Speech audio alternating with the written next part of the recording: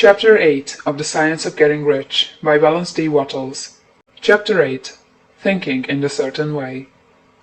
Turn back to Chapter 6 and read again the story of the man who formed the mental image of his house, and you will get a fair idea of the initial step toward getting rich. You must form a clear and definite mental picture of what you want. You cannot transmit an idea unless you have it yourself. You must have it before you can give it. And many people fail to impress thinking substance because they have themselves only a vague and mystic concept of the things they want to do, to have, or to become.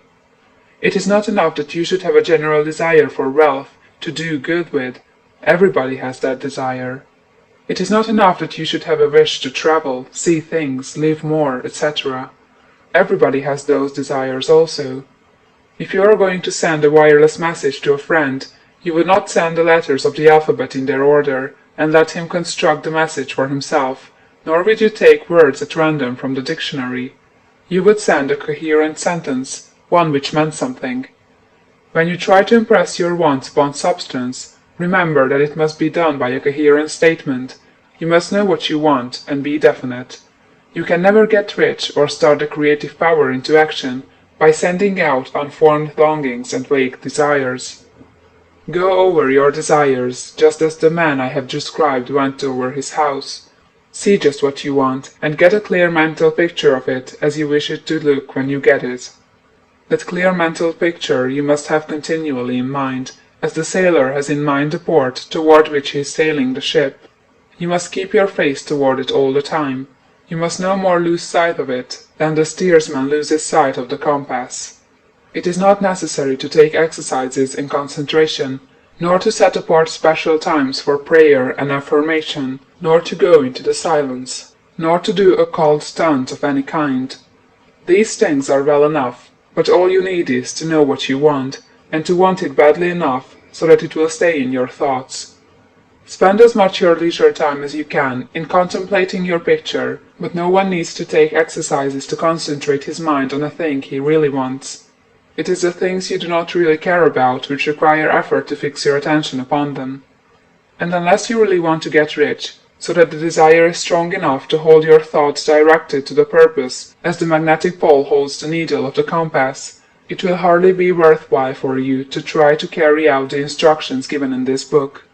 The methods herein set forth are for people whose desire for riches is strong enough to overcome mental laziness and the love of ease, and make them work. The more clear and definite you make your picture then, and the more you dwell upon it, bringing out all its delightful details, the stronger your desire will be, and the stronger your desire, the easier it will be to hold your mind fixed upon the picture of what you want. Something more is necessary, however, than merely to see the picture clearly. If that is all you do, you are only a dreamer, and will have little or no power for accomplishment. Behind your clear vision must be the purpose to realize it, to bring it out in tangible expression.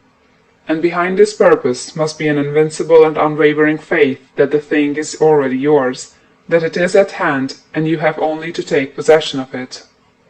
Live in the new house mentally until it takes form around you physically. In the mental realm, enter at once into full enjoyment of the things you want.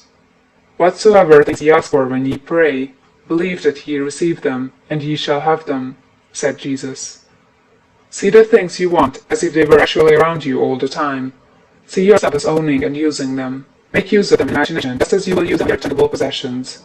Dwell upon your mental picture until it is clear and distinct, and then take the mental attitude of ownership toward everything in that picture. Take possession of it, in mind, in the full faith that it is actually yours. Hold to ownership. Do not waver for an instant in the faith that it is real. And remember what was said in the preceding chapter about gratitude. Be as thankful for it all the time as you expect it to be when it has taken form. The man who can sincerely thank God for the things which as yet he owns only in imagination has real faith. He will get rich. He will cause the creation of whatsoever he wants. You do not need to pray repeatedly for things you want. It is not necessary to tell God about it every day. Use not vain repetitions as the heathen do, said Jesus to his pupils. For your Father knoweth that ye have need of these things before ye ask him. Your part is to intelligently formulate your desire for the things which make for a larger life, and to get these desire arranged into a coherent whole. and then to impress this whole desire upon the formless substance, which has the power and the will to bring you what you want. You do not make this impression by repeating strings of words. You make it by holding the vision with unshakable purpose to attain it, and with steadfast faith that you do attain it. The answer to prayer is not according to your faith while you are talking, but according to your faith while you are working. You cannot impress the mind of God by having a special Sabbath day set apart to tell him what you want, and forgetting him during the rest of the week. You cannot impress him by having special hours to go into your closet and pray, if you then dismiss the matter from your mind until the hour of prayer comes again. Oral prayer is well enough, and has its effect, especially upon yourself, in clarifying your vision and strengthening your faith. But it is not your oral petitions which get you what you want.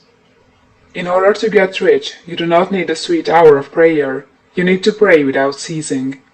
And by prayer I mean holding steadily to your vision, with the purpose to cause its creation into solid form, and the faith that you are doing so. Believe that ye receive them. The whole matter turns on receiving, once you have clearly formed your vision.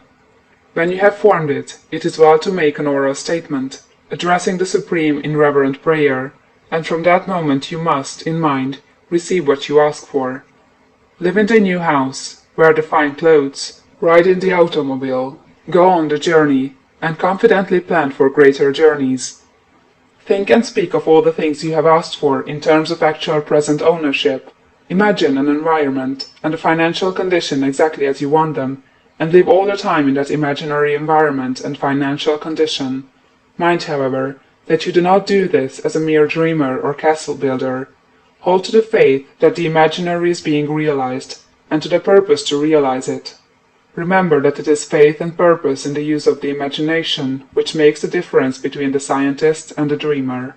And having learned this fact, it is here that you must learn the proper use of the will. End of chapter 8.